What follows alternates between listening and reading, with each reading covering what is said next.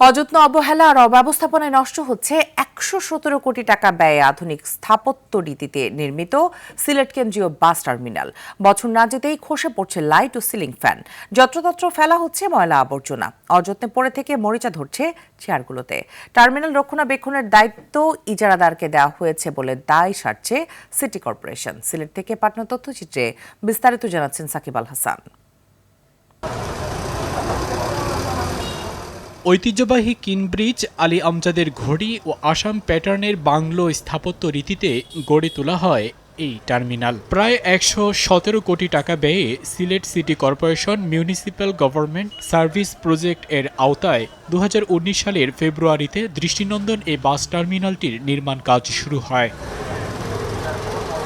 বিশাল এই কমপ্লেক্সে আলাদা আগমন ও বহির্গমন টার্মিনাল, বৃত্তাকার ৫তলা প্রশাসনিক টাওয়ার, আধুনিক কন্ট্রোল রুম, পর্যটন তথ্যকেন্দ্র, রেস্টুরেন্ট সহ রাখা হয় আধুনিক যাত্রী সেবা ব্যবস্থা। তবে বছর না যেতেই সিটি কর্পোরেশনের নজরদারি ও পরিবহন শ্রমিকদের যাচ্ছেতাই ব্যবহারে নষ্ট হচ্ছে টার্মিনালের সৌন্দর্য। টার্মিনালের চেয়ারগুলোতে ধরেছে মরিচা, লাইট ও সিলিং ফ্যান খসে পড়ছে, যত্রতত্র পড়ে আছে ময়লা আবর্জনা।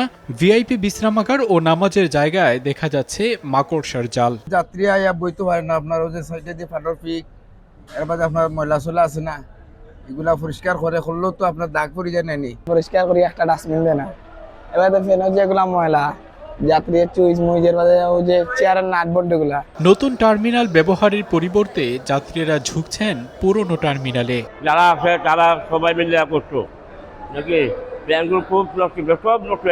রক্ষণাবেক্ষণের দায়িত্ব ইজারাদারের, বলছেন সিটি কর্পোরেশনের এই প্রকৌশলী। আমরা আমাদের প্রকৌশল বিভাগ, আমাদের রাজস্ব বিভাগ এবং আমাদের বর্জ্য ব্যবস্থাপনা বিভাগ কোন কোন জায়গায় কী কী সমস্যা আছে এগুলি রেগুলার মনিটরিং করার জন্য আমি বলেছি। টার্মিনালটির রক্ষণাবেক্ষণে যথাযথ কর্তৃপক্ষকে দেয়া দায়িত্ব সুষ্ঠুভাবে পালনের অনুরোধ স্থানীয়দের।